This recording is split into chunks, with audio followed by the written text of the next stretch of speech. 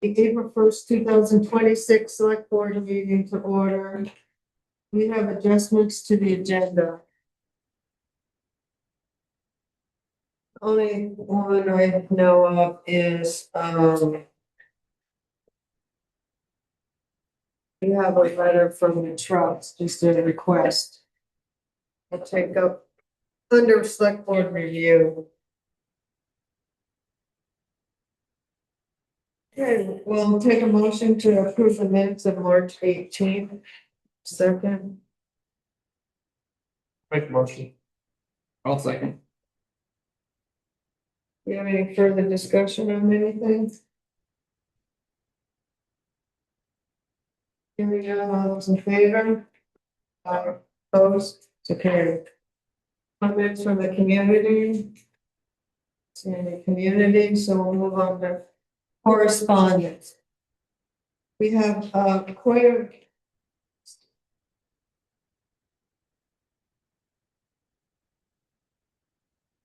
After, we do have the tax map maintenance proposal from CAI, which last meeting, Michelle recommended after she talked with two companies that we stay with them for this year.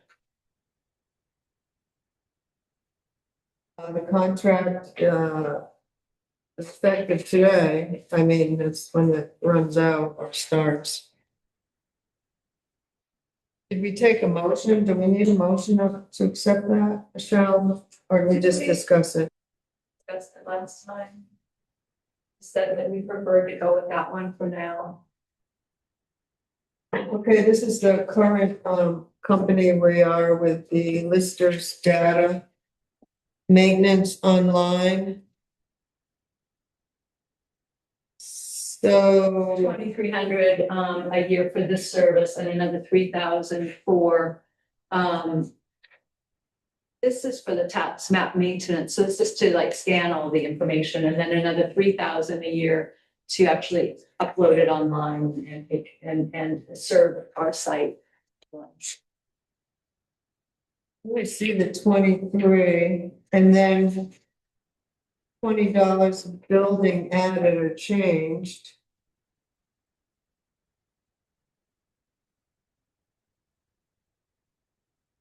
The other one comes in because we pay them separate. All right, this one's for 2,300 and then $20 for adding new buildings or changing them. And then the 3,000 we pay in November, so I'm sure that's when the contract comes.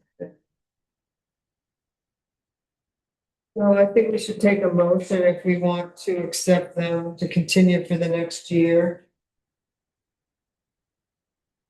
You want to look at this?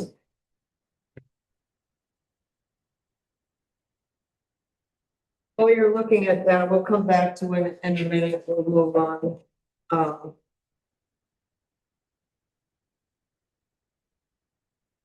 So we received a letter from the Vermont State Treasurer saying that they acknowledge receipt of a copy of the select board meetings minutes and agreed to offer Beamer's Group B to its eligible employees effective July 1 of 26. Good news.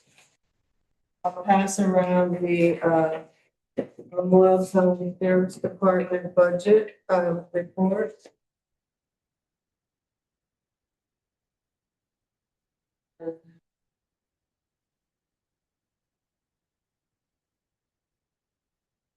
Memorial Health. Memorial Home Health and Hospice Center knows that.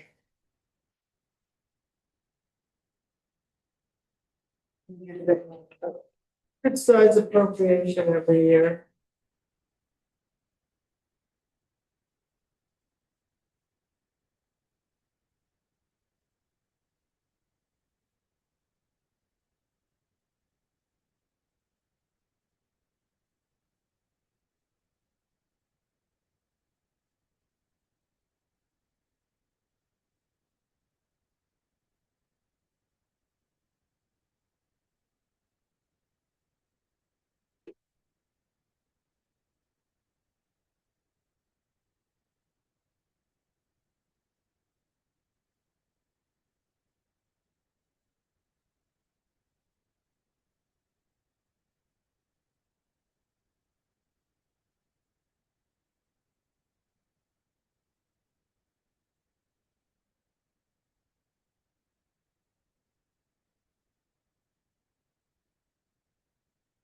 While they're looking at that, did we get any, do we have a copy of the liquor and tobacco license?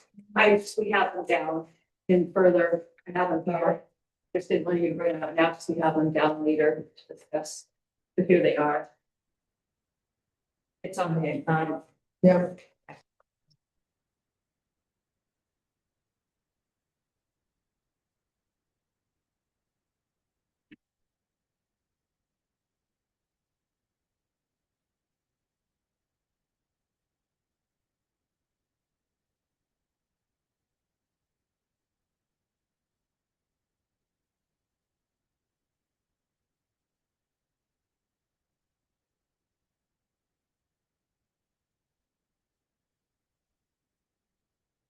Okay, everyone had a chance to look at this from maintenance contract, and so what's your pleasure?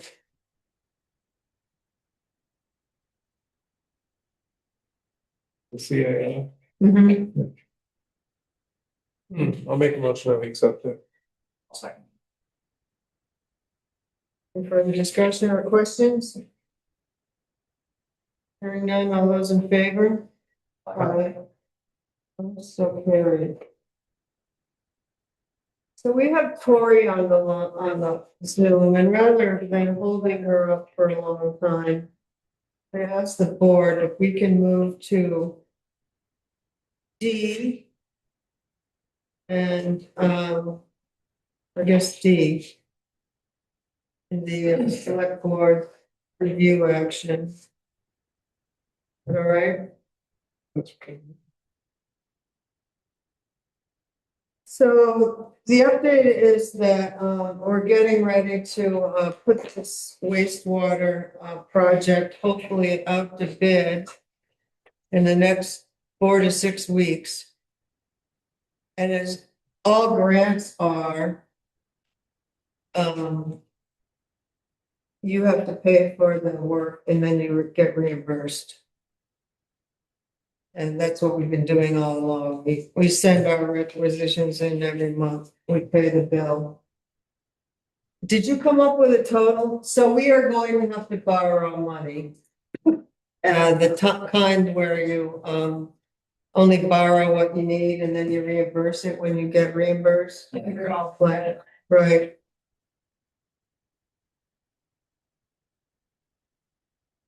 And that's to allow us to pay contractors as we go, and then we immediately get reimbursed within a month or two. It allows us to continue to operate. Right.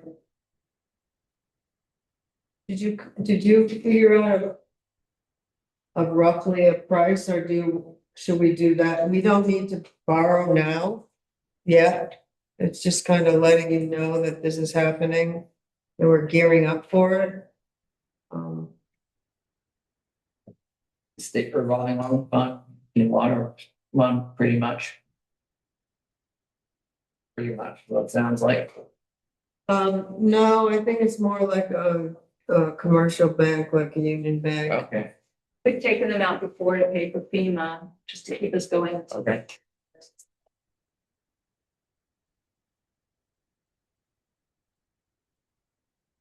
You're gonna look to take the whole amount out. Well, I'm asking Tori, that's why I invited her here. I'm not quite sure of the amount. I mean, we've been spending money right along, and we haven't taken any out for all the design and the easements and the bond vote, all that stuff we've been. Our cash flow has been able to handle that, but when it gets to construction, it's not gonna be able to handle that. I mean, it's talking $3 or $4 million over, 6 months.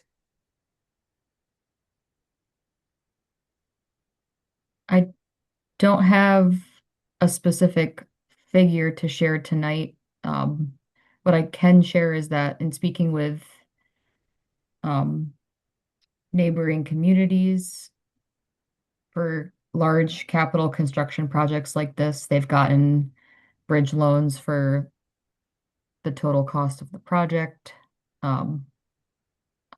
But I guess I'm not sure without knowing how much the town's like current cash flow could handle if, that would be necessary, or if a smaller amount would suffice with the turnaround times that have been discussed with the grantors to date. What are the turnaround times? 3 months, 6 months, 10 years? 1 month, so every month, so today we met with the state and so in the contract, they can bill us every month. And we can bill the state every month. Once a month. And they recommended that as soon as we write that check, that we requisition the state. Yeah. So it'd be like 30 days. Yeah. Okay. Isn't that what you heard today? Yeah. But it's up to the treasurer to stay on top of it.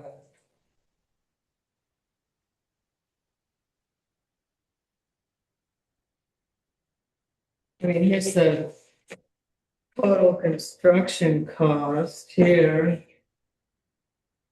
3,800,000. A lot of this other stuff we've been paying for already. What's the projected cost at this point? And we're still, even with the congressional spending being caught back, we're still in good shape as far as grant funding, getting it all back. Haven't heard otherwise, Perfect. but we'll have to see when it goes out to bid. But no news is good news. Isn't this a revolving credit line, so you can borrow up to a certain amount, but you don't take all the money out, it's like. You only take out what you need. Right, It's like an account. right. You're only paying interest on the, Oh, no, what the borrowing it and carrying it any moment. Yeah. And the interest is also reimbursable, right? No, we just found out today, this loan, it's not. No, Because you're really only carrying it for a month, you know what I mean? They're paying you back within a month, so if it's timed correctly and if we can get it back in time, we could pay it off, you may not accrue So you're not interest. going to accrue any You interest. may not, no. Kind of like paying off your credit card before every month. It is kind of. I would still suggest trying to get the upper limit to be at least 3 months of expenses, just in case the state is slow to pay. Expenses can be. I mean, I don't know how, yeah. It can be. I mean, that, I'll just sort of make them rely on you to figure out like the maximum that we might face in a monthly period. Okay. Is there, well, we don't really know. Is there any- That's too hard to know until the contract's written, unless you can ask Peter. They are working on the contract. I mean, if the loan only costs what you're borrowing at any given time, May as well go for the whole thing. why not just get the bridge Right. loan for the total amount? If we can, we have the other revolving credit line as well. So I don't know what we would qualify for, Okay. but just get the highest and we could get it again. We need more than that. We need close to, well, it's 3,800,000. So we need a lot more than that. So At least 2 million, nothing else. Yeah. So usually in a contract like this, when you're doing it, it's you put in a big deposit in the beginning because they have all the mobilization costs and so forth that you pay down. And then as it goes along, the payments are less and less. And they'll have defined either dates or Right. milestones contractors have got to meet. So we should be able to project what we need once the contract is done. Provided things come in, the bids are, they can only build monthly too. Yeah. yeah. So you want, I'm just noting that you would like to get the credit line for 2 million. No. I just threw that out. I don't know. Tori's gonna come back to us with that. I mean, we need to look at the contract and she needs to do a little more work, but I didn't wanna drop the bomb on you when we needed to go out. We're letting you know that this is gonna be happening shortly.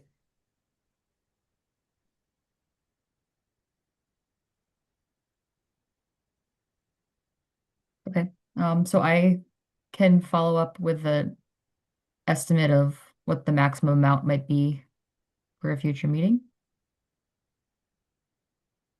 to continue discussion. Okay, yeah. So Belinda knows she'll have to go out and look for some money for us. While we have you there, do you wanna, just, I thought we'd just quickly, talk about the congressional districts grants that we applied for. So I had sent out an email, but just to have it in the minutes that, working with Tori, she actually did all the hard work. And put in application for the town for congressional district funds through Senator Bernie Sanders' office and through Senator Peter Welch's office. And they're both the same for, flood mitigation project at the Flatiron Road in Wolcott Village. Remember, we had it and the brick grant was denied, or the funding was pulled back, and so we thought we would try this. Come to find out, after the day after we applied, Brick has decided to fund Cool. this, but this project is, we applied for is both for, it's for, doesn't really say, but it's for, finishing the plans and construction. Is it, Tori? This CDS, Yeah, yeah, yeah, So- so it'll be the whole thing, I'm sorry, that's a congressional one or the brick one? congressional.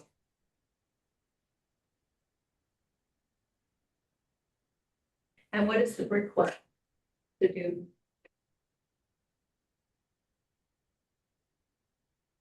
I was gonna do this in updates, but this is Tori's here now. So I received a notice from Vermont Emergency Management that, Rick, the federal government is going to, has decided to fund some of the money into the, FEMA has now released the 24-25 brick funding opportunity. And Vermont Emergency Management is reaching out to determine whether your community is still interested in advancing these projects under this round. And actually, we had two of them. We had, Flatiron Road, but that was only for 30% design plans. Whereas the other one's the whole thing, but we're not guaranteed either one of them. The other one, so that project had a budget of 75,000. And we would have a $7,500 match through BRIC, which we spent after we didn't get it. And then we had, the bridge at North Wolcott Road, 4-wheel drive, that budget's 94,000 with a $9,000 match. So they are, LCPC is asking whether we want to, pursue both those projects. For the application through GRID. We have till April 6th to let them know.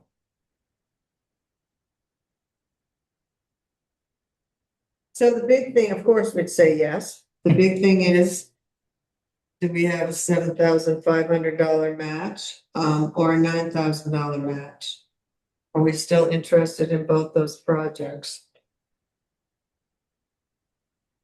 If, I mean, Flatiron Road design, if we don't get the congressional district spending grants.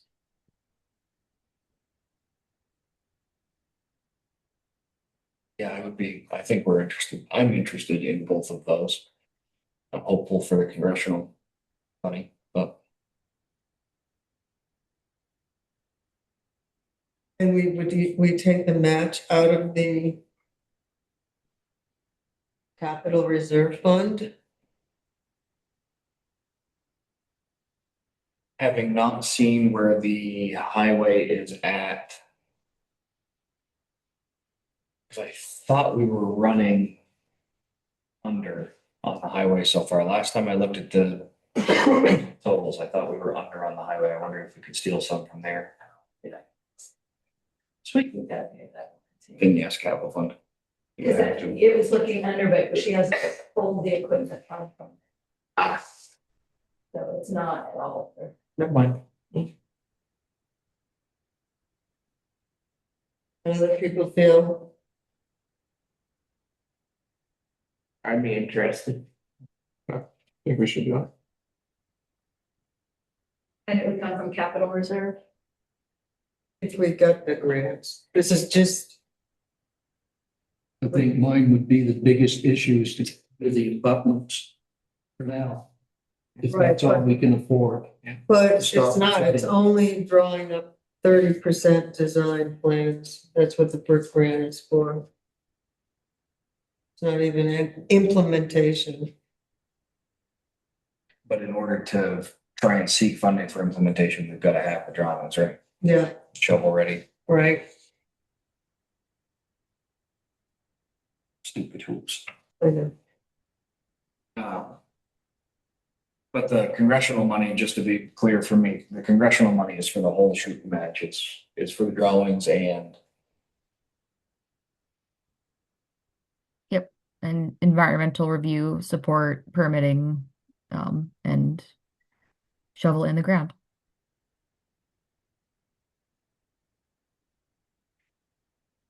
Okay, then why don't we take a motion to, instruct, Alex, that, we want to move forward with these two brick applications that we had previously sent in.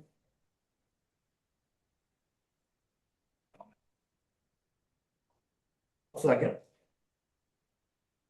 Any further discussion? Those in favor? Aye. Opposed? So carried. Let's read that back. So motion by Parity to instruct Alec, Jones, that we want to move forward with the brick applications as submitted. Yeah. So we applied for fiscal year 23 applications, but they still have them. And the funding now is the 24-25 brick funding.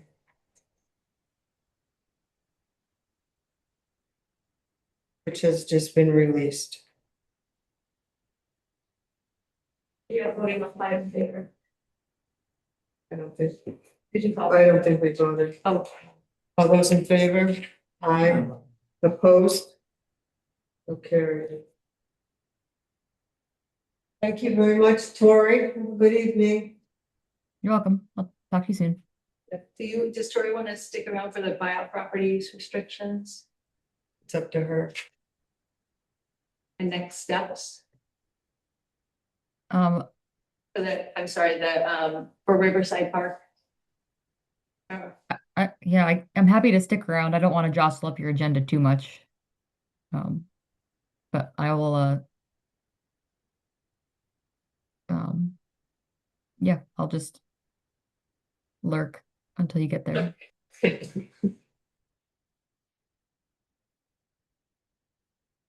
You want to do that now? Sure. Why don't we just do it now, Tori? Because that's why you're here, aren't you, Karen? Learn more about them. The gardens. I guess.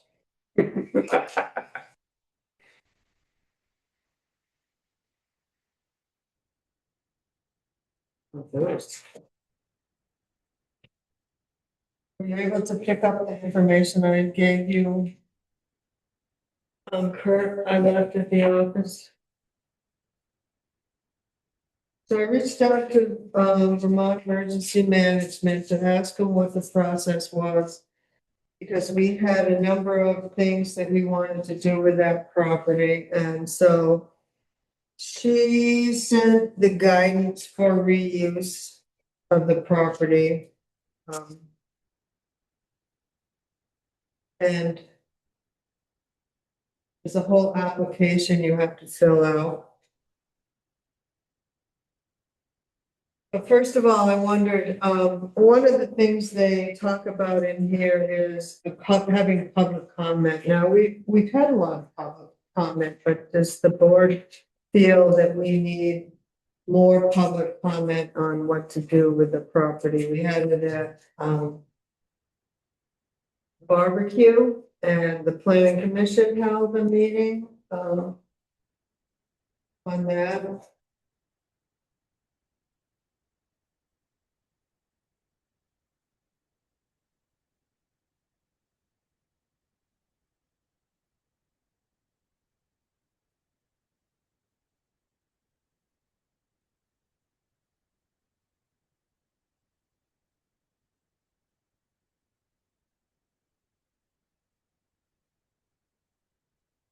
Feel like we've had plenty of, we've got a good start to a good plan. Would it be worth an idea having like a meeting with the people down in the village? Everyone come out to one spot, have a meeting on it, maybe, that's interested in it. We offered that, we did Yeah, that we last did year. have one. Was it last year? Yeah, Last year in the fall. yeah. Days put together, right? We invited the forest committee was there, Tory, planning commission, Yes. some community members were there. We spent a lot of time walking around, looking at the site.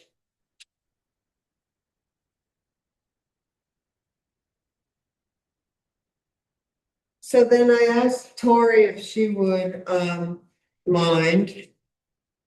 Like her nice map that she did here. On here, if she would be able to. Draw it up, showing where the floodplain was in relation to the property. And then where we wanted the different things to happen. And we might as well just put them all on now. Even though we might not do it for 5 years, we'll at least get the okay.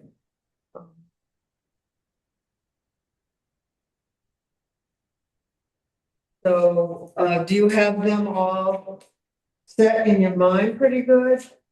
Do we go over them again? I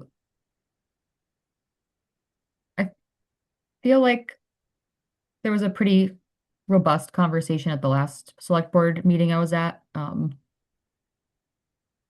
And in general, there was discussion around the community garden space, a public gathering area with potential stage, some mode paths connecting to the LVRT and possible fishing, swimming access area. And we did talk about maybe a playground area. Okay. We leaving anything out? Maybe putting in electricity, or no, we talked about it was gonna be a generator, right, the fan. Did you mention the gazebo? Pavilion thing. Pavilion, yeah. With, I know we're talking about putting them all on for the 5-year plan, but I don't think that we're 5 years from a pavilion. I think we're further than that. If we're gonna have a place to gather in a event or whatever, let's see how that goes. And if there's a great deal of interest.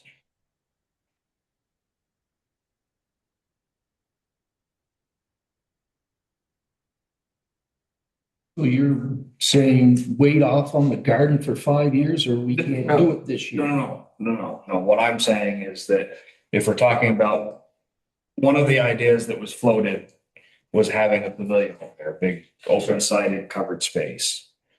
I don't think between the garden and the construction this year and the path that needs to be mowed and the talk about a possible mobile venue, stage, gathering area thing, all the other things that still need to work themselves out. I think that a covered pavilion is further than 5 years away. We would and try to amend this application at that time if there was interest after we've done everything else. So what would it take to get this garden to move forward so we could have something this year? Is it something I can talk with Tori about and get the paperwork started? So at least we could put in some sort of crops. It's gonna take a while, so she has to draw up the map. Send it to Vermont Emergency Management, they review it, then it has to go to FEMA for their review. Right, but if it happens within 2 or 3 months, we could still put in like potatoes, beans, some root crops. There's a whole application you have to fill out. That's why I was saying, is it possible to get with Tori and get this underway tomorrow or within a short period of time rather than losing the whole summer?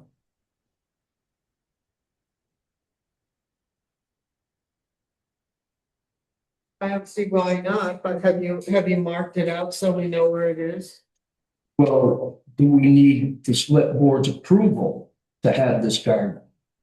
Well, we're all in favor of it, but we'd like to know where it is on the It's- property. It's out there. Yeah, I know. just haven't staked it Yeah. because weather's been so crummy. Right, so you need to stake it because you need the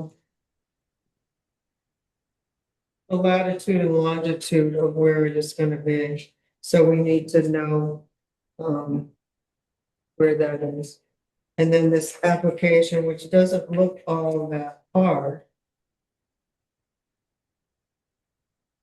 to fill out. I haven't even seen a copy of the application.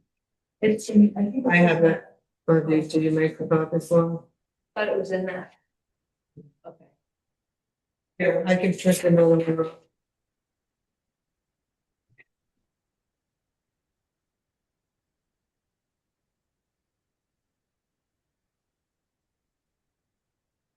But I think the board needs to know where it's gonna be before you actually Right. send it in, that's all. We did it one or two meetings ago, the board approved the community garden to move forward. Yeah, because you needed that to talk to whomever that was. We needed a motion or a vote or whatever. Because the person writing the grant needed our support. Right, am I remembering things? Yeah, you guys, I think we're really engaged. Yeah. And support.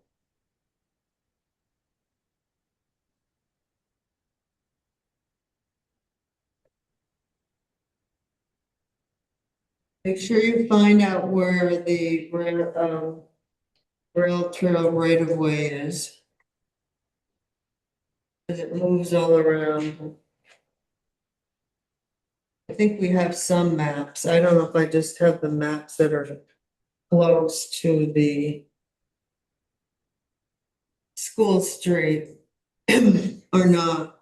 Typically 15 feet off center, but I don't know what areas then, yeah, actually, I only know from the foundation we do, where we got a lease on the easement of that area. Well, it always changes. I mean, we were on the rail trail for the garage and we're on John Reed's solar panels are on the rail trail, you know?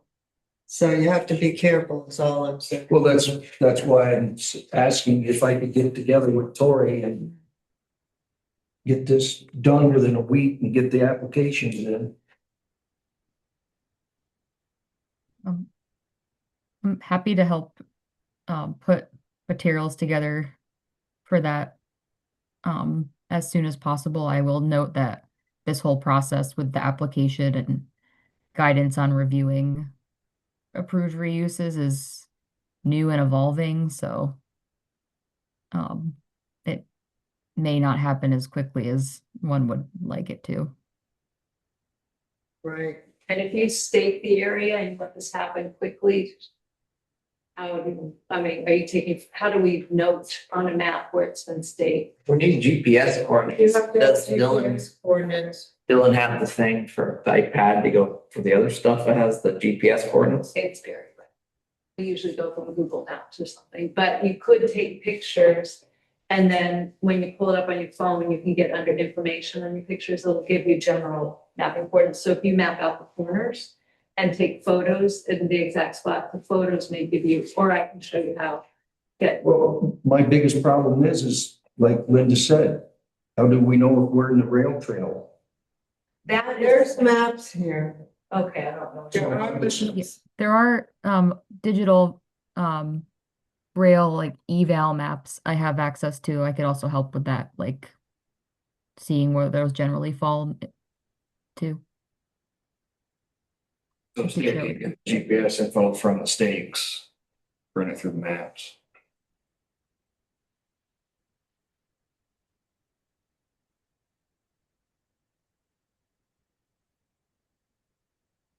Okay, when you can get out there, just let us know that you've staked it, so we can take a quick look at it.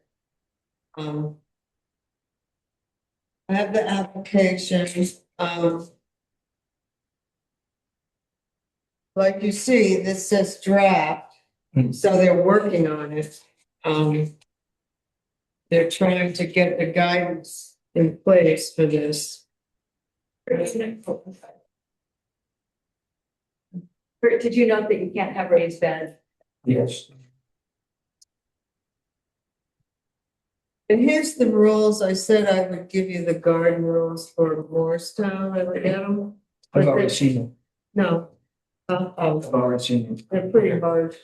Okay. I've already seen them. Their rules, they're charging people where if you look at the Yeah. FEMA regulations, we can't. That's why it's a co-op.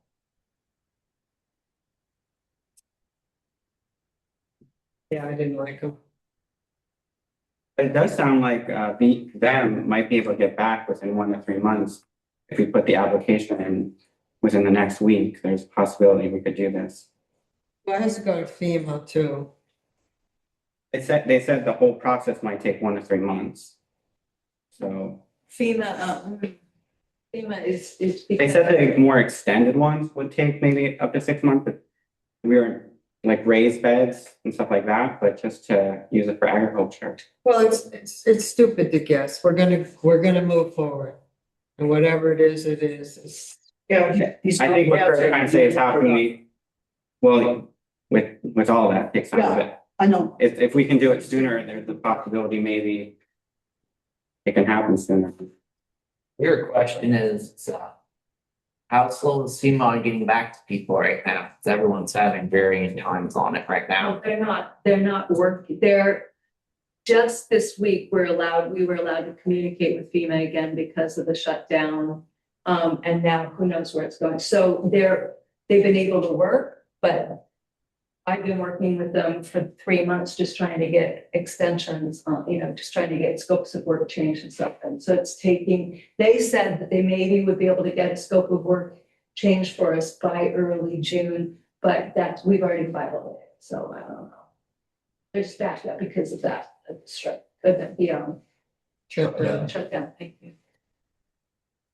I would just want, as you move forward and get permission, I just want to make sure we know what you're doing, because I don't think you can do the compost on there. Because you can't reading this thing, you can't put any you can't build anything up at all.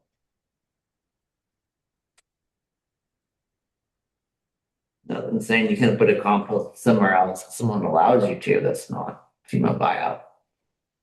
Can you have compost bins, like the temporary ones? Well, put it on the application and we'll see, all right? All I can say is no.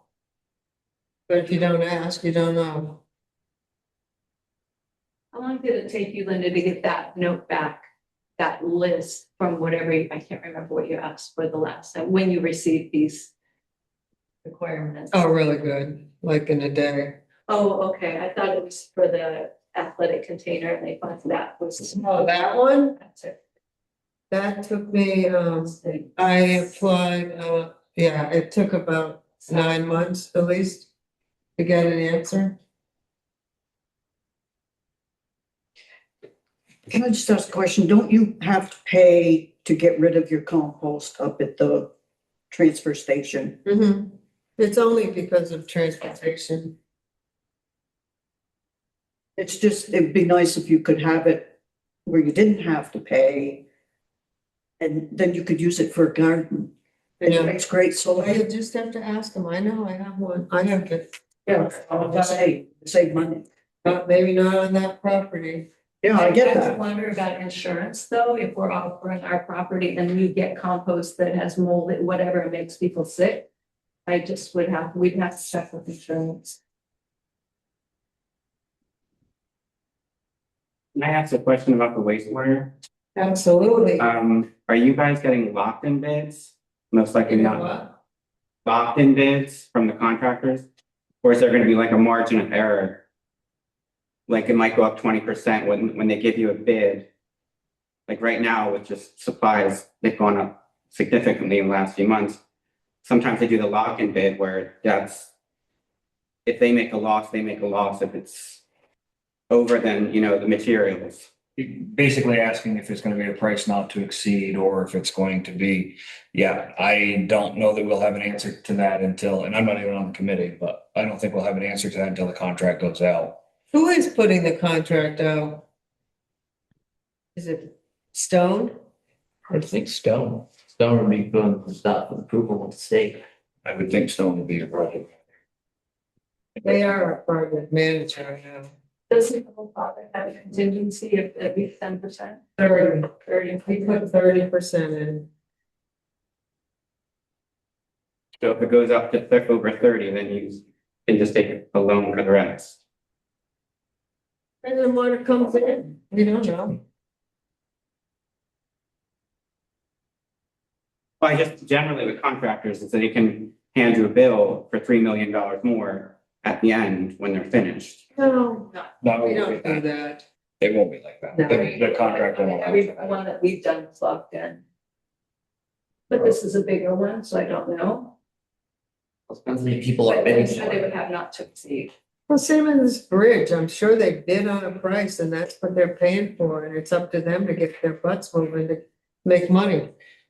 And with every contract, there's gonna be clauses for unforeseen circumstances and blah, blah, blah. I mean, if. they Change run in- order. Change orders. If they run into something, they'll end up change ordering us to death, but. Cause speaking of, the bridge just ran into that. They found I don't know. ledge was deeper, ledge was closer, something ledge. Okay, Yeah. it was the last meeting I thought.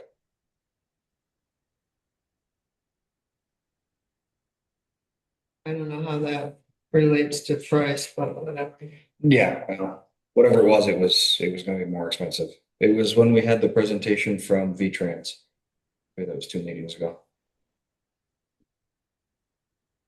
Yeah, the Route 15 side, they got more ledge, Yeah, that's what it was. because they were in there drilling for a week.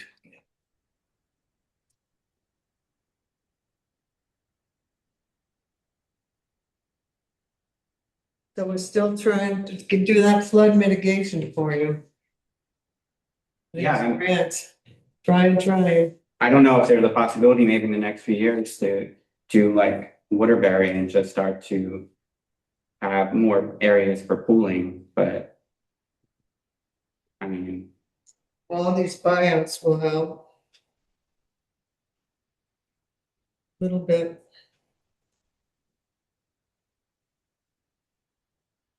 Okay, Tori, thank you. I don't think you have any more questions.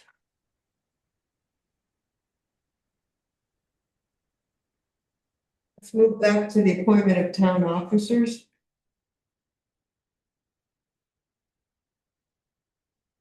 Did everyone get a copy of that? I just gave it to you. There was really only a couple of changes. Wolcott Planning Commission and Development Review Board, Jim Roberts was up and he agreed to serve again in both positions. So his term would be through 2031. And then the Lamoille FiberNet representative, Andrew Ross, agreed to serve in that capacity again. Bruce Wheeler's agreed to serve in the capacity of NEK broadband representative.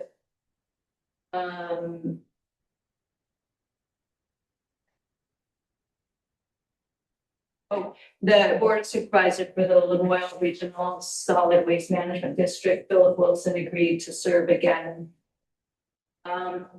Maxfield English agreed to serve on the Lamoille County Planning Commission.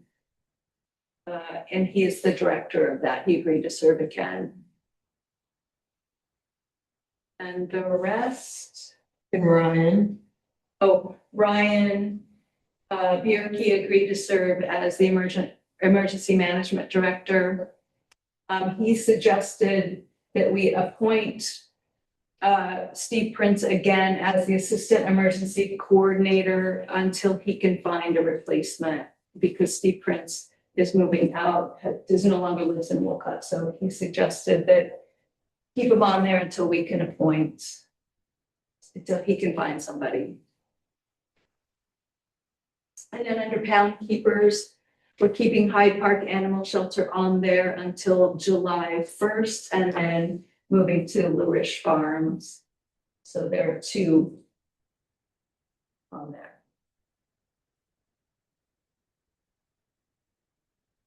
Tree warden, Mike Green has agreed to serve as tree warden again. And he has agreed to serve as the animal control officer again for another year.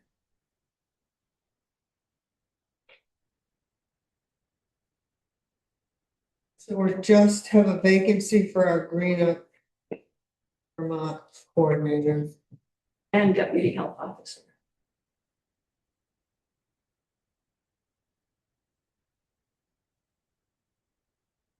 Okay, we'll keep looking. We take a motion to accept this slate of officers for the upcoming year. I'll make the motion. A second, I'll second.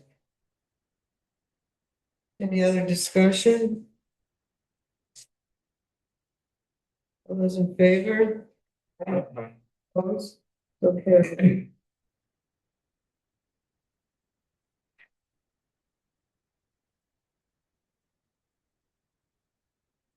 Government policy amendment. Was that? A second.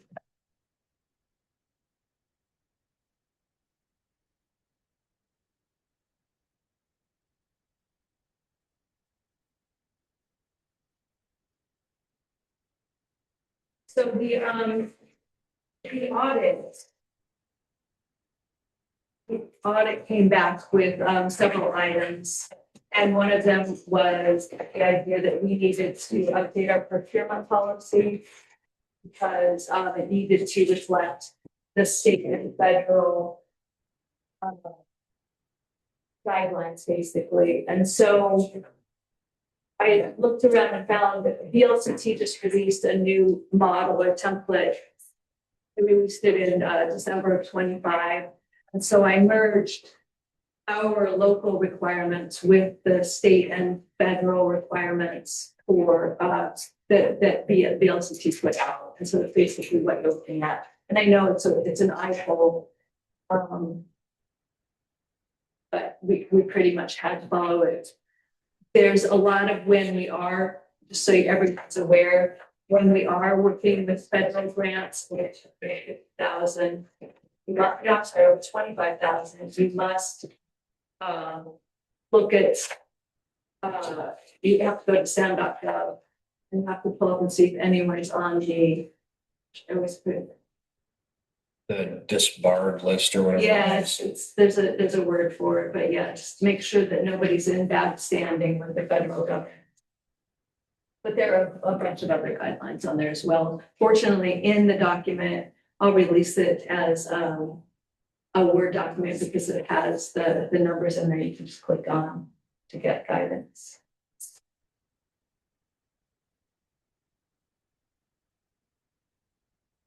I think I received comments from Dolan and Linda. I've incorporated all those comments. I'll just read to you. Linda, you had asked a couple of things.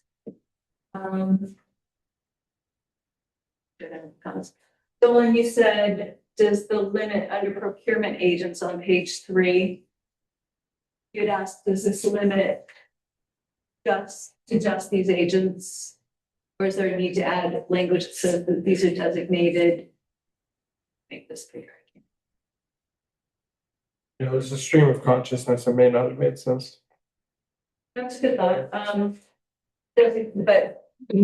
Or should we add language that says that these are designated, but more could be designated as needed? These are who the select board has appointed throughout the past, which are the town clerk. So the individuals or positions that are designated to act as procurement agents for the municipality are the town clerk, town treasurer, select board administrative assistant, road foreman, and town handyman. Should we take that off? I would think so. I didn't catch that one. And then I added below, procurement agents are responsible for ensuring whatever, blah, blah, blah.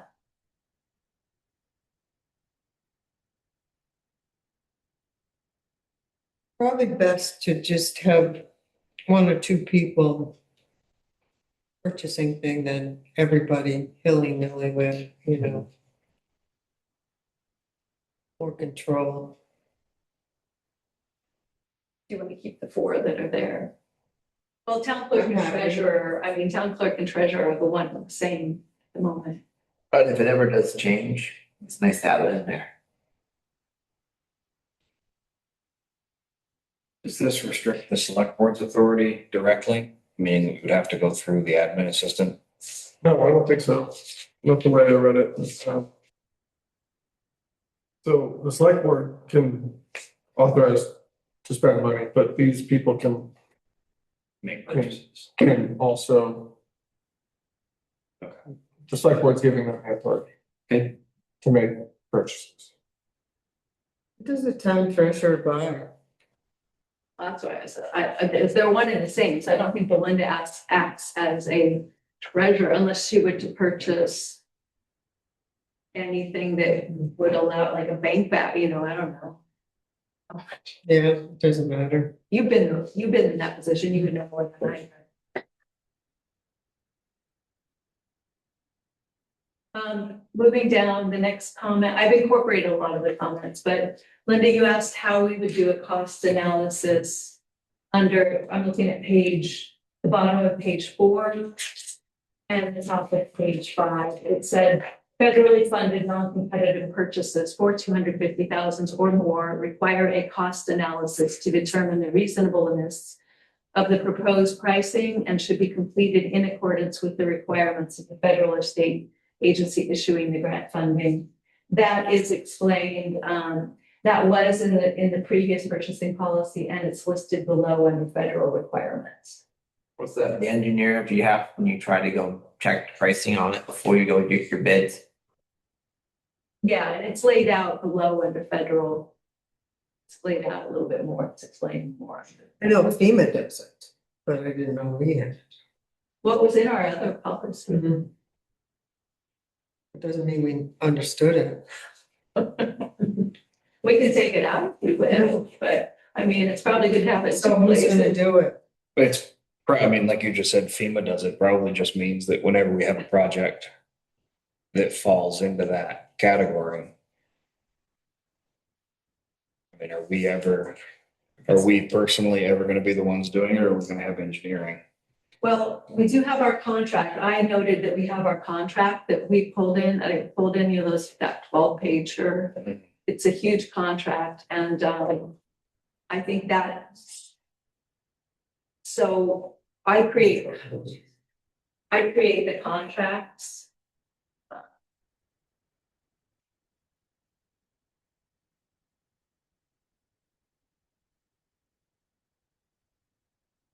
And then you all sign them, and then I think it would be on the person who's managing that particular project to oversee the project and ensure that the contract is followed. I don't know what else you would need to do, what else it's referring to, but we do have a very stiff contract that was pulled from the LCT.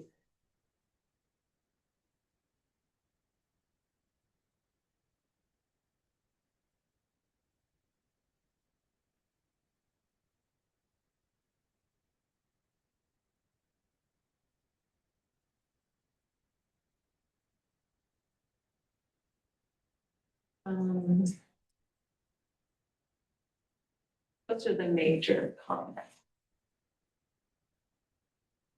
I will tell you that in our last one, what always threw me a lot was because I looked at this a lot having to do with contracts, construction, contractors, but you're always talking about purchasing competitive purchases of 250,000. Does that mean a contract? Is that a purchase?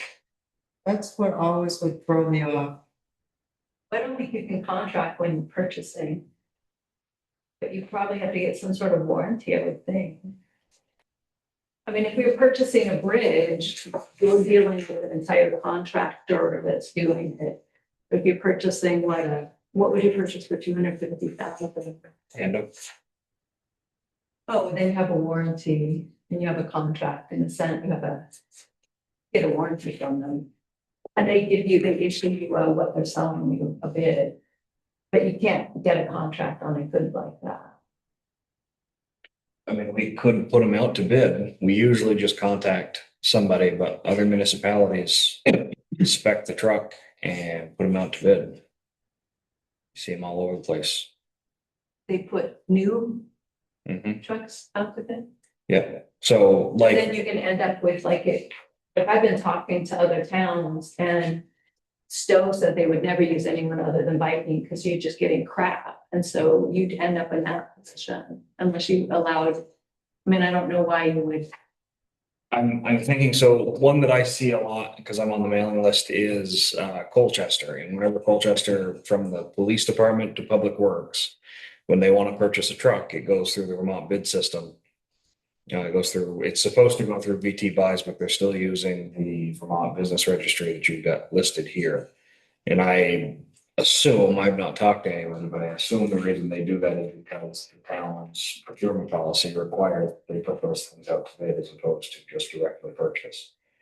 But who answers that? You think Charlie Boyce just reads those bids and answers it? Absolutely. Look at the good deal we got that place down in Massachusetts. Yeah. That you found. Yeah. Which is one of those things where, I mean, if our purchasing policy allows us to have that flexibility, fantastic, but would a situation like that, would we be in violation of? So our personal one, yeah, we could change our personal. If we're using federal funds, we'd have to follow the federal. Yeah, and I don't think we would ever be using federal funds for anything that doesn't have all of the engineering and all of the hoops that FEMA or anybody else puts us through anyway. So in our personal policy, it says federally funded non-competitive purchases for 250,000 or more. So we're still kind of covered there. Yeah.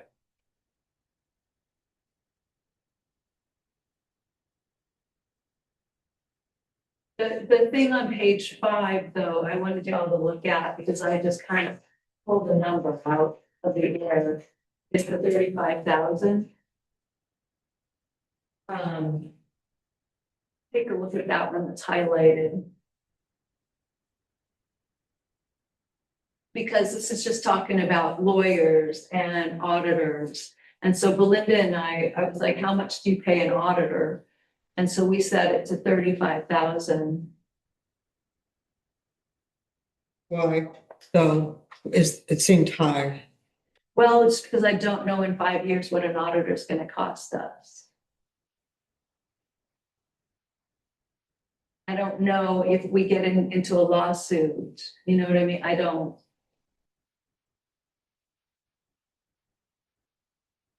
Like, do we have to bid it on a lawyer? So anything under 35,000.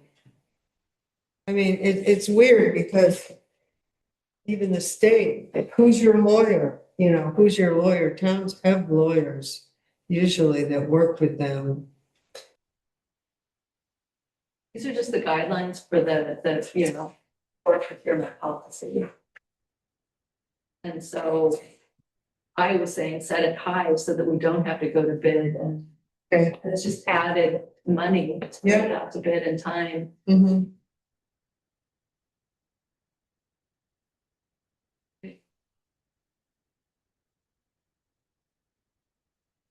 Scrolling back up just to page 4, back in our own personal one, purchases between 10 and 250 plus. The next line says purchases between 10 and 150 must follow sealed bid. Where, I'm sorry. Bottom of page 4. Okay. So the underlined header is between 10 and 250 plus. And then the next line is between 10 and 150. And then the next sentence, all major purchases at or exceeding a value of 150 must follow sealed bid process outlined within this policy. And talks about warranties and all those other things. The way that I read that right there, talking about a tandem, that tells me that those need to go out to bid. We need to.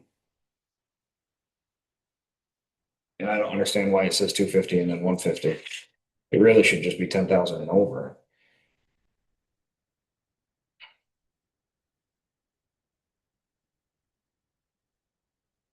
Well, actually, it says all major purchases under 1 to 250 with a value of 10 to 150 must follow a sealed bid process. Mhm. So maybe we should change that.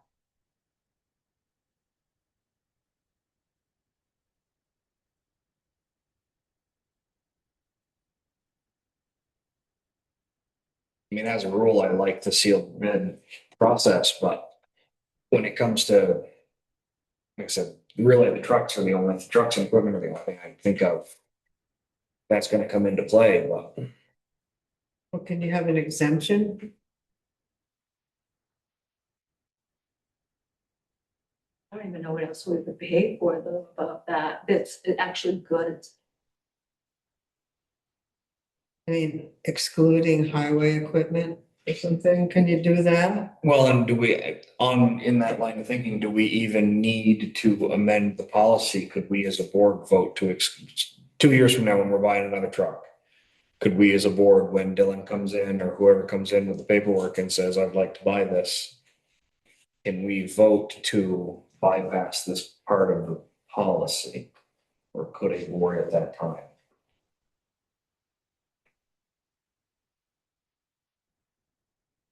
Or are you more interested in writing an exclusion so that the foreman can? I am, I don't like to change rules halfway, Okay. whenever you. Michelle, what did you say the reason, the reason for this or changing this was? The auditors said that we need to incorporate federal and state. These, what we're reading through now is what all of our last purchasing policies read as. Okay. And I never understood them. We revised them before. Yeah, I But we don't don't know. really deal with major purchases, so we kind of just hit them all. Well, I think Linda's thinking like an auditor by saying, I don't like changing the rules halfway, right? So. So I don't rules like and- changing the rules just for one thing. It's either have an exemption or everybody follows the same rules. That's fair. I could see an exemption for highway equipment as long as you get multiple prices. I'm trying to get multiple prices still. So get two estimates. 2 or 3. Well, I think that's really, our doing due diligence and doing that. Getting a couple prices on a truck, not just calling up your, I would, Buddy I just and- wasn't involved. yeah. Yeah, Yeah, and- I don't really like that. And I think that Dylan, with this silver one, Dylan presented a couple of options to us anyway. Yeah, I like that better. But the problem is, like I said, with the value of that, this says that we are going to follow the sealed bid. The sealed bid and that the directions to that are outlined somewhere else. Only for federal, yeah. They're outlined below, yeah, the sealed bid. Under procedures for bidding. Page 5 and 6. But it says jobs estimated to exceed, okay, fine. Is there somewhere in there, just thinking, is there somewhere in there that if it's not a sealed bid process, you need like 2 or 3 other prices or something in there? That's actually up above, under any purchases over 2,000 require select board approval, and you need to get bids from 2 vendors or something. Yeah, pricing rate quotations shall be obtained. You have run into in the past though, where you couldn't get 2 respondents. I'm thinking snow guards. I'll just keep calling till I get someone. Yeah. I'm just, I understand that we are rewriting things that we've already revised once in this board's lifetime. But we can't alter anything from the state or from the feds. The feds are gonna dictate what we've gotta do. But I thought this part wasn't them, It's not them, and that's what I'm saying, is that I would like to not have to reopen this again. right? So make this version that we can do with our own money ironclad. I don't mind taking the sealed bid process out of there. For purchases up to anything, just, No, it says 10,000 down or 50,000. okay, get rid of all of I that. mean, if you have an email saying you reached out to a company for a bid, I feel like that qualifies. I'm just asking. If you're having a hard time. That, to me, constitutes, No response is a response. They're applying to bid. right,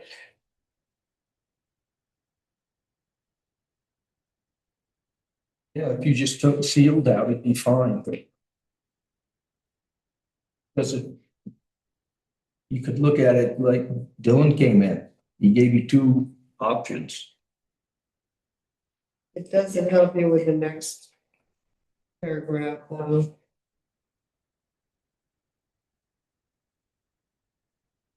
In terms of trucks. And there's also the lower limit being 10,000. It is conceivable that we would need to do work to one of our buildings that would exceed that. And now we're Yes, saying that we don't need to do a sealed bid. You just want to put an exclusion for equipment then? What, a sealed bid is like nobody knows and it comes in an envelope. Everyone sends them an emails now. I always It's like really, it's kind of, sealed bids are kind of archaic. But I it's think what it sealed, is, it still like I happens said, over email. That's one of the Oh. acceptable ways. And it implies that, say, hey, Joe, Yeah, Ryan just sent in a bid, can you top it? So it's sealed in the respect of the information we can provide. Mhm. Yeah, technically, because they go through you. Technically, Yeah. you're not even supposed to know you're not supposed to open them or know what the numbers are until the day. I didn't email. Yeah. I read them, but I don't look at them. I just respond, right, received, and then I like put them where they need to be and put them in a folder, but I don't look at them. Yeah. For a while, I was sticking them in envelopes, and that just became paper intensive.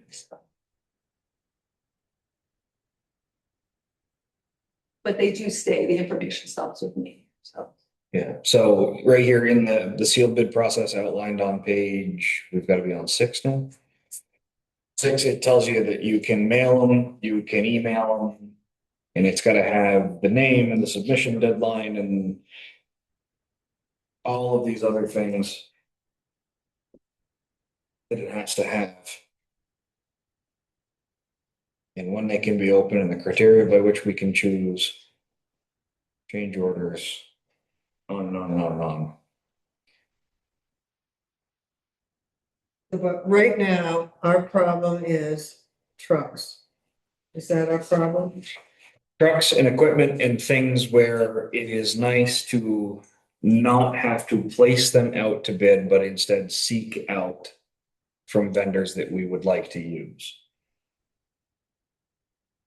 You know, because again, if it goes out to bid, there could be a company in Texas that has no idea how to handle snow here that could place a bid on the truck. Or New York City and you end up with a garbage truck. No, there's an idea. You know, and the biggest problem I have with that is it puts the onus on us of specking out exactly what we want and making people bid on exactly what we're looking for, as opposed to relying on the expertise of the people that build these things. I don't even understand purchases 10,000 to 250 plus. Why don't we just say exceeding $10,000? Anyway, because this other up to 10,000 to 150 must follow C. What happens after 150? It Right. doesn't seem that it just is like really cumbersome here. Yeah, I agree. Purchases exceeding 10 or 10,000 plus, we'll say. But then put in an exclusion if you guys want to put in one.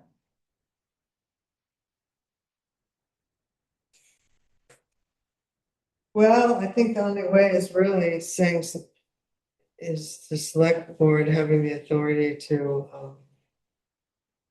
exempt the policy for something, even though I don't like it.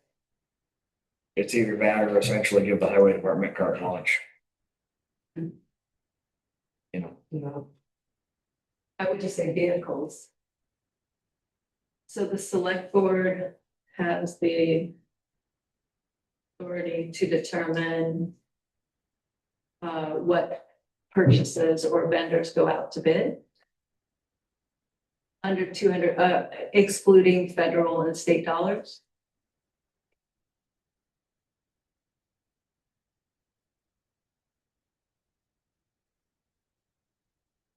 it has more to do with the sealed bid process, doesn't it?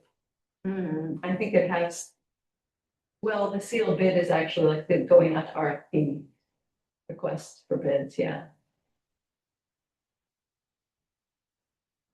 select board has the authority to, I'm trying to think of a synonym for override or bypass the purchasing policy.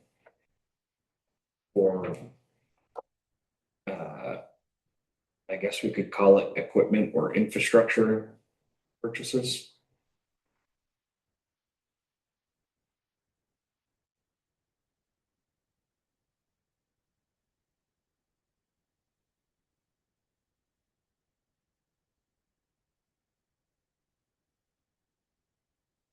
Overrule, cancel, countermand, nullify. Nullify is a good word. That's a 64-cent word right there. Wait, but to nullify what, this policy? I don't, Nullify, no, I don't think that applies. I have the select board has the authority to determine which purchases vendor or contractor go out for RFP or bid, sealed bid. When it comes, and bypass the equipment and infrastructure purposes. well, it's not the vendor, it's the, well, it's the whatever's, Which purchases, yeah, but sometimes it's for infrastructure, but whatever, is that a purchase? Other procurements. Procurement thing. or item. Procurement, though, I looked it up. I'm like, why do we have a purchasing policy? So procurement is the overall plan. It's the strategic plan of purchasing. Purchasing is the actual plan. It's doing it. Purchasing item. Does that sound better? But it's not always an item. Sometimes it's a project, like for an infrastructure rebuild or something. So wild idea here, but essentially what we're trying to do is make our purchases over $10,000 behave a lot like our purchases from between $5,000 and $10,000, where we get two prices from vendors that we contact. Should we reserve the requirement for a sealed bid process for federally funded programs or projects? No, we have to. Right, what I'm saying is, with our own tax money, with the money that the town gives us, our money, do we want to hold our feet to the fire? Or should we put language in there essentially that says that at the select board's discretion, we can request a sealed bid process and not put a dollar amount? I would say you can bypass the sealed bid, because I know that when I first started in 24, when we were just, the select board gave that extended time to give gravel pre-projects. Gravel, even Dana was saying, people are grumbling about this. Yeah. So I would say all projects like over a certain amount have to go out to bid, but this would be an exception But, okay, personally. so as a rule, we have to follow a sealed bid over 10,000, but we can accept, okay? The select board has the authority to bypass this rule over 10,000. And just get and request. It has the authority to bypass the rule and just request 2 or 3 bids, just request two, what is the word I'm looking for? Minimum of 2 bids, Yeah, 2 price quotes or something. 2 bids, 2 price quotes.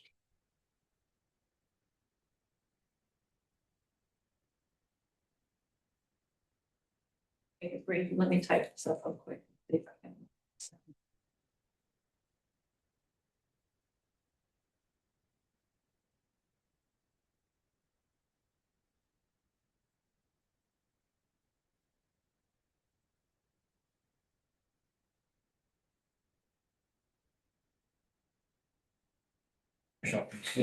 Just wrote, how does that read to you? At the select board's discretion, the sealed bid process may be bypassed for the purchase of equipment and infrastructure. Good. I click OK and you can add it. I shouldn't, it's just a comment. I hate editing the document.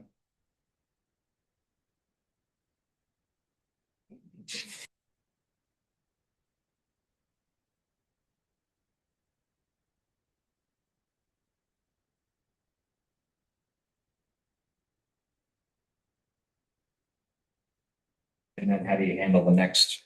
Yeah, that's a doozy.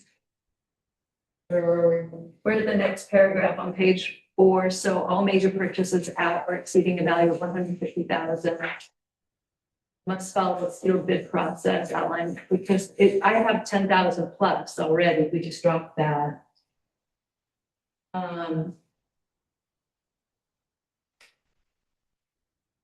If you want, yeah, we have to deal with that. We could just say, so on major projects, we require a contractor warranty on all work performed. That's really the crux to me, or the meat of that statement.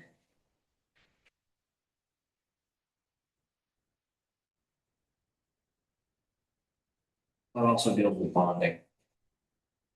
Which again, I can't imagine a project that we are going to fund without federal money. Where we would, be dealing with that kind of. Where we would have a bonding requirement. Right, the state and the feds deal with somebody else's money, they have all these bonding requirements, but this is talking about. Yeah, if we had a fund and we were trying to save up $5 million for a new highway department and do it all with tax base as opposed to grants or anything else, then sure, but I don't think that's a reality for us. Do you want to just say something like the select board, at the select board's discretion, they will require a bonding or a warranty, contractor warranty? Because our contracts do call for contractor warranty on anything over 150. Yeah, again, at the select board's discretion. Bonding and warranties may be required. Sorry that I didn't say all of this before the meeting. I just caught it now as we were reading. It didn't take it up the whole night. Well, we might as well get it right, because it wasn't before. Oh, I got it right the last time we did this. They may request, contractor warranty. And bonding, does that cover it? Oh, performance bond. Warranty must be secured by the contractor. With a copy and paste that.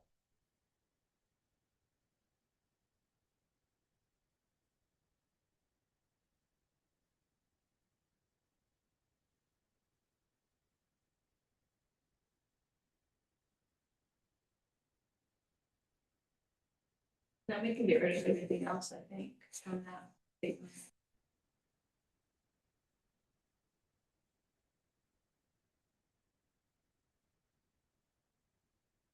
Under the contract for a period of 1 year.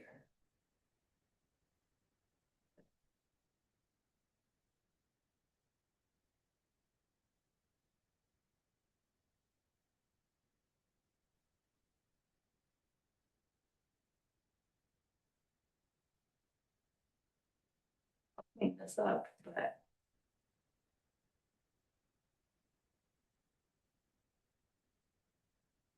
So it reads at the select board's discretion, they may request a contractor warranty. The warranty must be secured either by a contractor's performance bond or such other security as is acceptable by the municipality.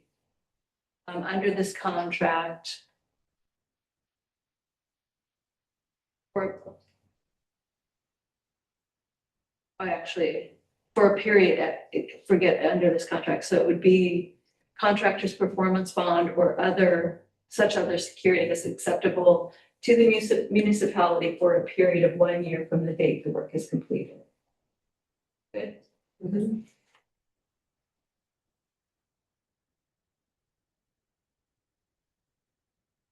All right, that cleaned that up nicely.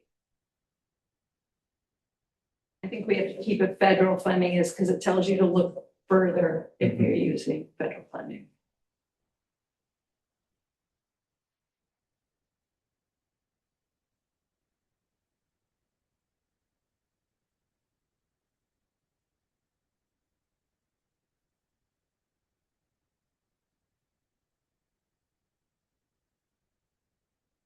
Do you have any, I mean, you don't have to adopt it today. We have until the end of the month.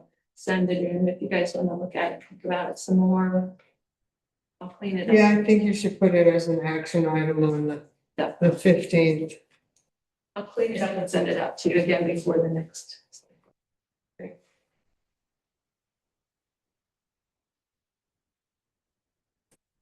Thank you. Pretty, a lot of work. Ready.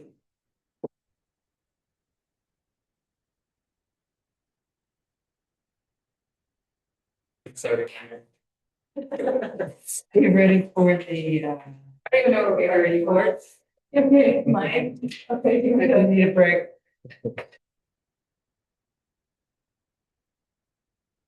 Okay. So another busy week or two. So I have to report that Mayor Jax had to go to the vet today. His potassium is extremely high and that could cause a heart attack, but Belinda brought him home and then the vet called us with his potassium levels. So she's taking him back tomorrow. Did he ever come in? I don't know how she got him in. He bolted as soon as she got him out of the car. He's bolted and we haven't seen him all day and we've been calling and looking. He's on a special diet for now, so no one should feed him anything because we have these canned food and that's all they want him to eat. And so I've removed all of the food that people bring in. I'll just put up a note for Michael O'Driscoll and the people on Sunday not to feed him. I'll keep you all posted. He's just been not eating for a couple of days and just vomiting and his head is like leaning to the side. And so that's also indicative of high potassium. Moving on, I released the RFP for the mowing. We've had one submission so far and interest from another person. Doesn't look, yeah, and I sent out the municipal highway grants, 2 for North Wolcott Road. I revised the Elmore Pond Road one. Because I found out that when you submit these grants, you can actually use FEMA labor rates. So you can include all fringe benefits. And I didn't know that because other grants did not allow you, from the state did not allow you to use fringe benefits. So I resubmitted the Elmore Pond Road, and that put us up to it in like somewhere like 40,000-ish. It's a little bit like 11,000. I prepared the new procurement policy. FEMA has been active, so we have 3 current projects going with FEMA. The work to be completed project that entails there are 3 culverts on Marsh Road and 1 culvert on Town Hill Road. There's also resurfacing of Keeler Pond Road, and finally, when we can get to it, we'll need another extension, but there's a little bit of work to be done on Flatiron. So Linda and Michael and Dylan and I met with together to determine what we thought we could offer and do based on what the FEMA hazard mitigation scope of work told us to do. And I've been complaining about this since I read it the first time, which is they wanted us to install concrete culverts, concrete headers and footers on every culvert. So we got permission from Chris Brunel to just build stone head walls. So we decided what we could do, and I then sent this letter of what we proposed to do to both BEM and FEMA. And then we met with Joseph and with Lisa, so both BEM and FEMA yesterday. Linda and I met with them, and Joseph said, yeah, you can basically, yes, you need to do a change in scope letter again, another amendment. But just let him know what we're going to do. And he proposed that we do at a time instead of after the fact, so that it's faster to get paid.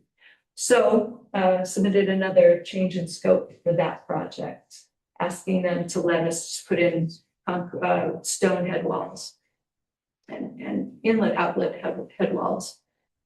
Also told them that we needed to change Keeler Pond because the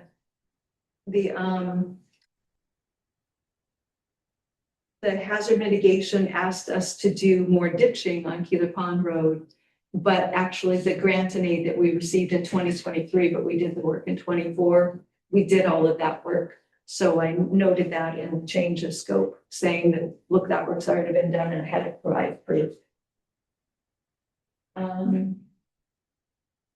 I emailed a letter to Mike Adams with the Army Corps of Engineers seeking the ability to self-permit or asking if we needed to get permits for the work on those 4 culverts that I was just talking about, the work to be done. And then I need to start working on easements for the East Hill Road culvert. We are getting paid pretty quickly for the work we already completed. That came to us. I wouldn't sign it. I sent it back because they had the incorrect amount listed. It looks like we'll be getting 290. Well, they costed it at $299,039. The federal share would give us $224,279. And then the state will give us another $37,380. And then our share is $37,380. So I'm going to send that in. I'm still combing through it because there are a couple other tiny errors that I don't know if it will make a big difference. The reason we have to have this correct, even though they're giving us the money, is because if we get another flood and we said that we are declining the HMP, or or if we said that the work was already done and in a manner that it wasn't done, then they won't fund us in the future for that particular area. So it's just kind of really combing through that 8 pages or whatever it is, just to make sure everything is correct. So once we send that back, once I sign off on that, then it will be it will be passed through and obligated at some point in time. And then it goes to the state, and then the state takes a while to get us the funds as well. The state will not give us their share of those funds until all of the 2024 work has been done. So we won't get any state money until everything is done, which means that the future work to be done on East Hill Road culvert and then all of these other culverts that we hope to get done this summer will have to be completed. And all of those are in an amount that exceeds like the 250,000. So we have to document it thoroughly with the state for the work to be completed.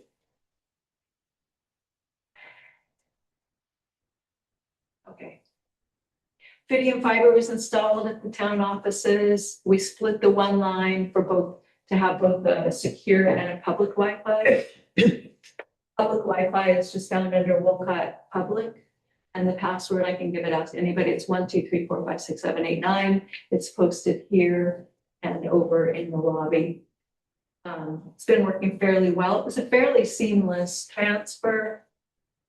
Just a couple of things with Nemrick on one of Belinda's computers, and then on the zoning computer that we can't figure out why it's not recognizing the network. It's something going on. I don't know, but everything is. Nemrick was set up on a static IP.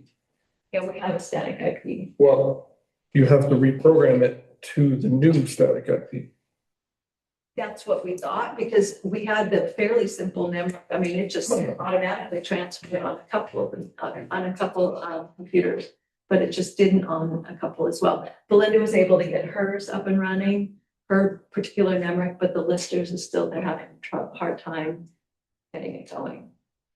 You're talking about the server, the hosted server? Oh, no, that's done. Okay, because that's the only thing that the static IP would affect. Yeah, the static IP was seamless. It just, Okay. we've got the printer and everything set up, but I don't know why Tom's computer is not recognizing it. We've got Rodney coming again tomorrow. Who's coming in? Right.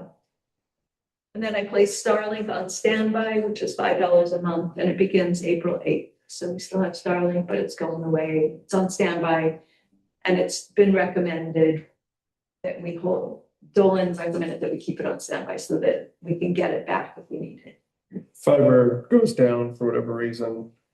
You have a major fiber break somewhere. You can still get online in the building. Still, Yeah. yeah. If your area is not maxed out, there was something about. Which is unlikely with the proliferation of fiber now. They're not going to max out, or it's very unlikely. The other thing is you can still power the Starlink by backup generator. Yeah. But if there's a power outage, the fiber goes down too, so. But then almost everyone in town goes down. Yeah, then you can still connect through Starlink, because Starlink goes to a ground station. I think from here, a ground station's in New York State, so. It's unlikely, it's less likely that both places would be affected by power. For the MERC grant, the attic installation will be installed the week of April 13th. So it's about a 4-day process. So they'll be in here to check that out. And then I met with Ron Smith, the auditor, who said he would file for the IRS energy tax credits on the $28,500 of the solar installation that we did not yet receive reimbursement for. So he spent about 3 hours here. He was going to do it for free. Hopefully he still is. He spent about 3 hours here yesterday, I think it was. And it's nearly complete. He's just waiting for a response to a question from the IRS. So hopefully we'll be able to get maybe up to 8,000, 6 to 8,000 back on that. And then we would bill the remaining amount to the grant. So that extra 8,000 allows us to do something else in here, maybe get a heat pump or whatever else we need to do. The eligible employees, the employees eligible for the state retirement, we all met with Brianna Howard today to go over the Group B plan and any additional retirement options that are available. That was very informative. I think even Brendan got excited about it. Planning. As far as the highway department, they moved the athletic storage container to the bus barn. They're replacing a lot of culverts right now, or they're just rotted out. And so they're replacing culverts on Brook Road, Baldwin Brook Road, and replacing one on School Street over here at McKierney. We have to close School Street on Friday from 12 a.m. until 4 a.m. So they're gonna work overnight to replace. We just got a text alert. Yeah, I sent that out, yeah, While the meeting was happening. yeah. No, I scheduled it to go out. Okay, it just came through. Is it 7:30? Okay. So we're closing down School Street up to McKierney. Right before McKierney. So basically, everybody down in here Yeah. is stuck until 4 in the morning. Well, you can't get back in here. So hopefully that will happen. It's supposed to rain, but Dylan couldn't think of a better time to do it. So I've alerted CCS, Sheriff's Department. I put it on a Front Porch Forum. I put it on the text alert. And Ryan Mierke is going to send it out and around to, he has a neighborhood group that incorporates this area. And then the fire department is going to park their trucks up at the school just that night in case there's an emergency. Have you notified Hardwick Rescue? No, And so I thought, okay, I did not.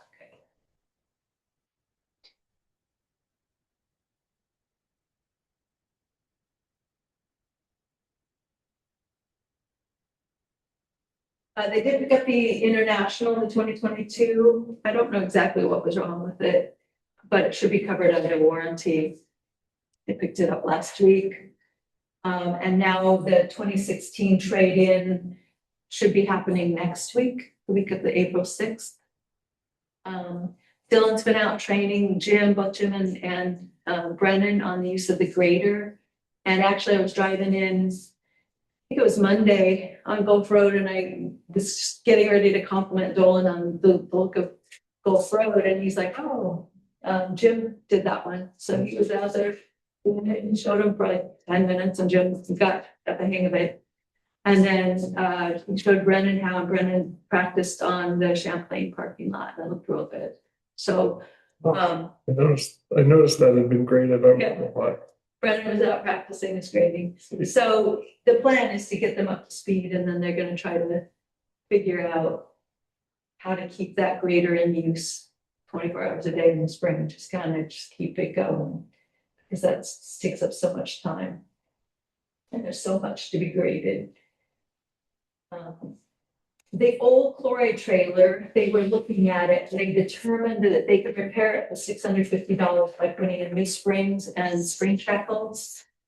They want to make use of the trailer so that they can pull the chloride tank behind one of the vehicles rather than placing the tank in either the tandem or the left hand, because they want to save the bodies on those trucks. So that's their plan for the next 1 to 2 years. And then finally, I restarted the warranty on 2026 Western Star.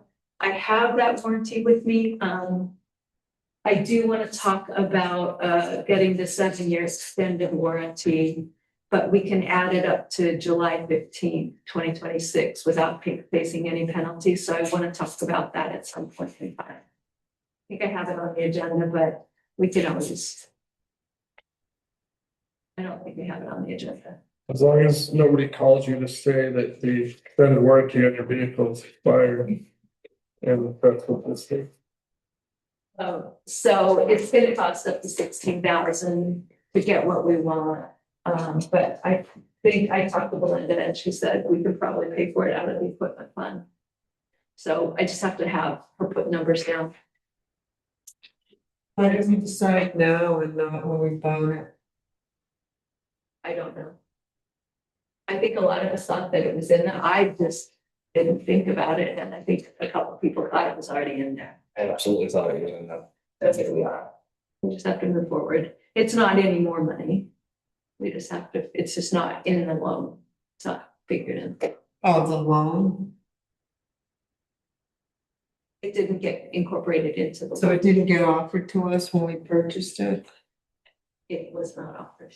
Oh, It was only offered to us when I started hounding him about the 7-year, about the extension. I wanted that warranty restarted. mm-hmm. And then he's like, oh, and I said, can I see a copy of the warranty? And he's like, well, here it is. And I go, oh, very. And then I started asking about the 7-year, and everyone thought that it was discussed originally, Mm-hmm. but it was not put in there. So here we are. My mistake. So the purchase price is still the same, it just, that part of it didn't go in the loan. It didn't get wrapped into the loan, so you now have to figure out how to. But we have a warranty. We have a warranty. We have a 1-year current. 1 year. It's like a 1 year, like a couple I have here, but. Probably just, as long as we have one now. Yeah, we are. Okay. 1 year, but, and again, this can be added up for 6 months, and they restarted it on March 3rd, so. March 6th, something like that. That's all I have. Thank you.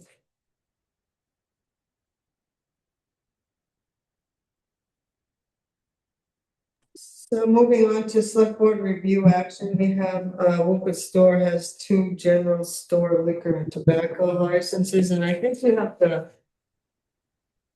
We have to open up as, liquor control commissioners. Don't I asked if you had to sign anything with Belinda? Not anymore. We do it. No, I just have to get an approval from them and then I have to go on to the website and put that the select board approved and what date. Right. But as part of select board, we're like, liquor control commissioners, local liquor control commissioners or something like, that's what they make us. Yes. Do you don't do that for cannabis, Well, there's a cannabis board. but you never like really acknowledge that you're serving out of the cannabis, as the cannabis, but I don't know. We haven't done that. Well, if you look at the select board handbook. Whatever, I'm passing them around, you can take a look at them and in a minute we'll make a motion to approve or disapprove. Can you tell me what the name, it's not the Wolcott General. JJ's. JJ's Country Store. JJ's. Yeah, this would be her second year applying. And I don't think that, liquor control would send them applications to us if there was a problem in the first place, it's just a formality. Correct. And then we charge $70 and the town keeps that.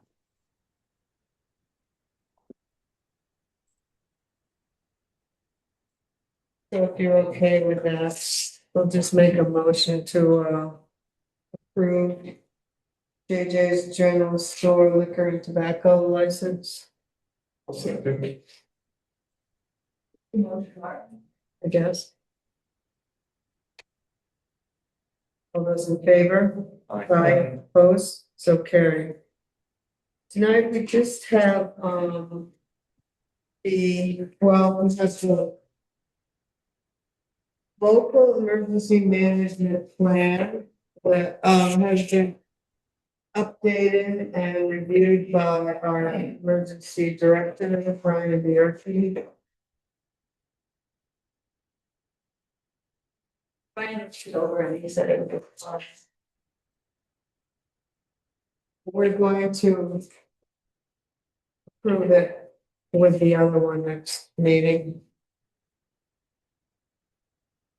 I can pass that around for you to take a look at. Two. You have that town officers one too, yeah. Yes. We page 4 of the. What's there's a little bit different, so does that matter? Do we need to change the name to be accurate? We don't. And I think I would do something with that starting mobile, that's. Okay, we had a.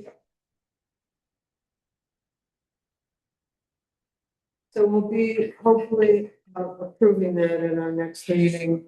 We have how to pay. So Richard. How, we wrote a check to Richard and the bank will not allow his wife to put it in their account. Because she wasn't made executor Yeah, and he didn't have a will. right. So, So it's gonna go to probate.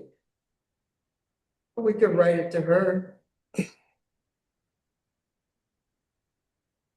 A lot of money.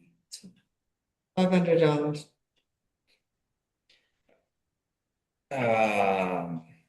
I am in favor of writing it to her. The question becomes, because there are taxes withheld from that, does that change anything? No, she just becomes a temporary employee and we just pay her as an employee.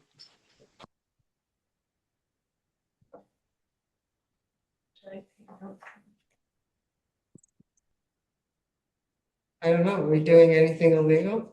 If we are, stop listening. No, not really. I mean, she'll claim it. She'll get a W-2 like everybody else. You guys get W-2s for your stipend, not 1099s. Mhm. Interesting. Yeah, we're full-fledged employees. Okay. I think as long as the family claims it, it's okay.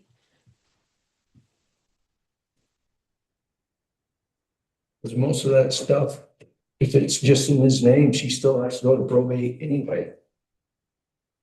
So why not just say, here you go, you're gonna have to go to probate and claim it. Because I have some empathy and she has two small children and I'm sure she doesn't have, now she doesn't have Richard's income, so. And I that's what I'm imagine thinking. a great deal of those things probably won't have to go through probate. I mean, any of the home ownership probably is joint tenureship tenants. Regards to survival, and I bet there are a lot of things that aren't gonna have to go through probate anyway. Vehicles will. Depends on how the title. Right, And They none get of rid of that's, his vehicle anyways before. you should, And none you of that's should any of do our all business. that. Anyway, I mean, yeah, and none of that's any of our business. right, I would like to believe that those things are dealt with.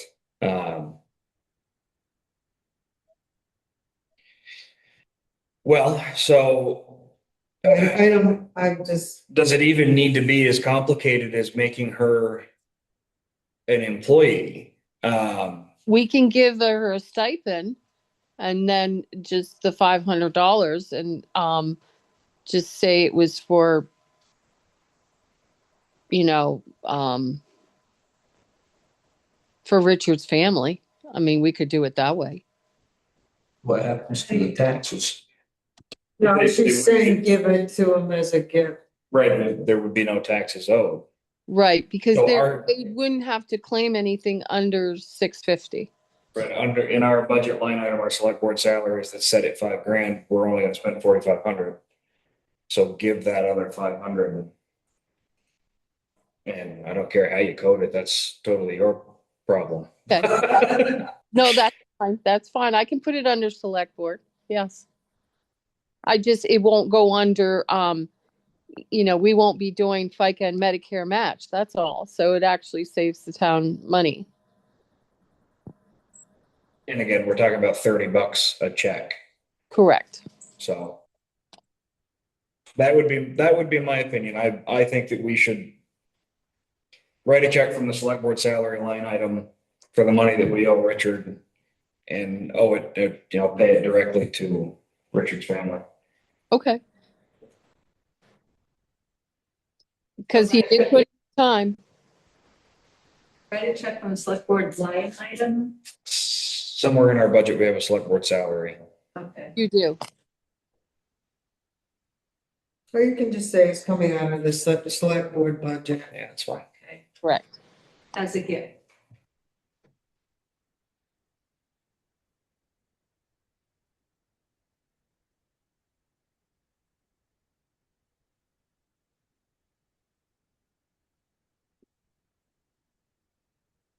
I wanted to update you that the Memorial Clean Water Service Provider grant that we applied for, I think in February, we were awarded that for 30% design in the planning phase for the North Wolcott Road by Amy Hayners.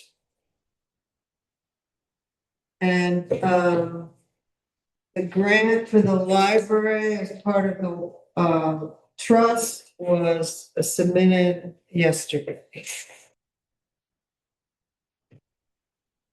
And we have a letter from the trust. So they're going to they're asking permission to clean out the rest of the stuff out there in the schoolhouse that's been sitting forever and nobody does anything. They can clean that out and permission to remove certain areas of the floor so they can get down and inspect the foundation. The floor is all buckled already. You can't walk on it. They're hoping to save that flooring and use it.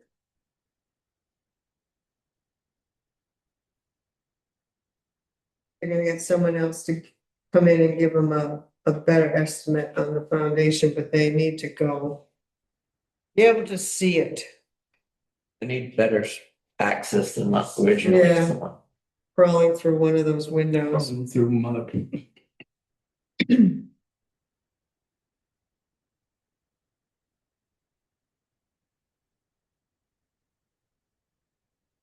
You need a motion for that kind of approval.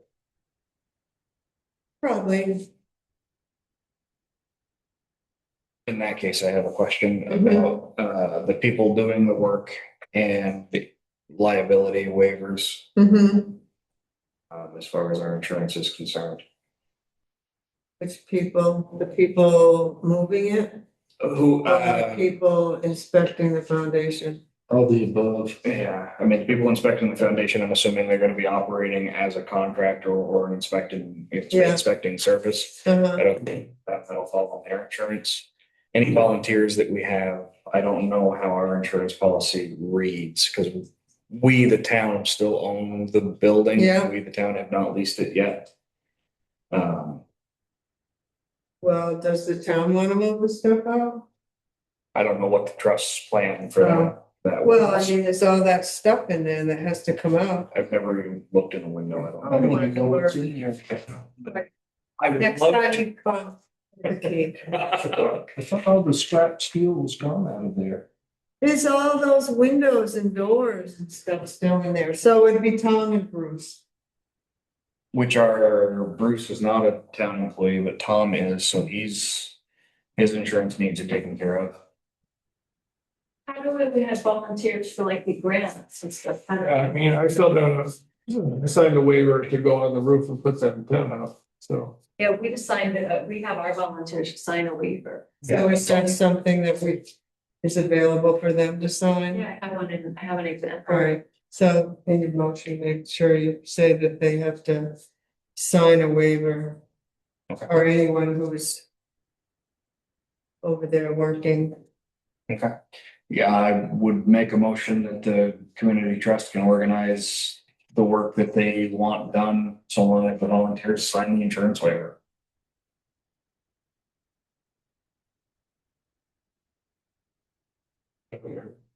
Well, that would be ideal, yes.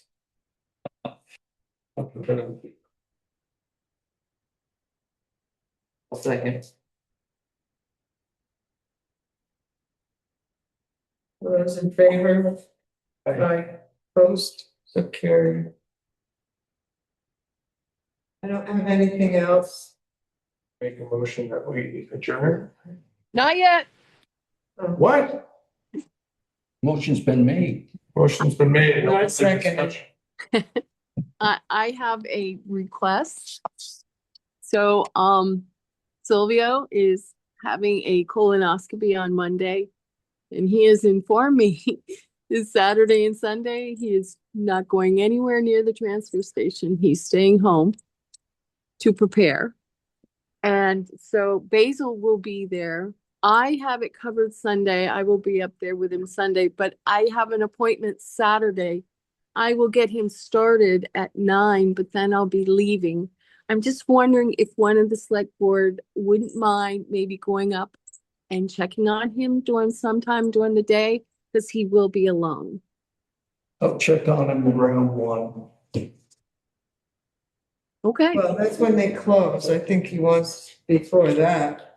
Yeah, I would say around 10 or 11 or something like All right, that. I'll try 10. If I Okay. go anyway. That would be great. That's all I had. I just, this would be his first time alone, and I really think he might just need, just being checked on. Thank you. Okay. I'll make the motion to adjourn. It was already made.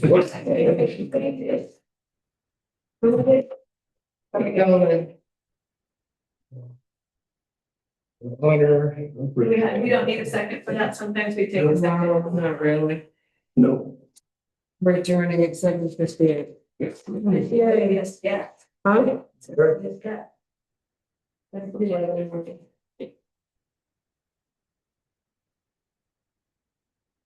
I feel like March was a month of nowadays. Yeah, that's what the freak we did. Yeah, probably a lot. Yes.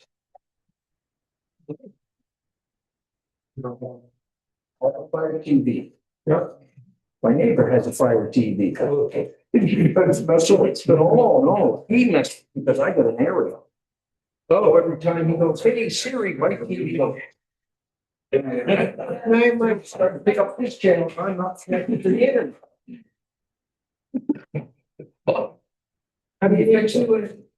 That should only happen if you guys are on the same Wi-Fi now. It does it no matter what. As soon as I can tell you when he comes on, turns his TV on, mine goes. Cause there's all those bars and lines. Is there a Wi-Fi setting to turn it off on there? Nope. I don't want to. That's an interference, and this is when you're watching off air?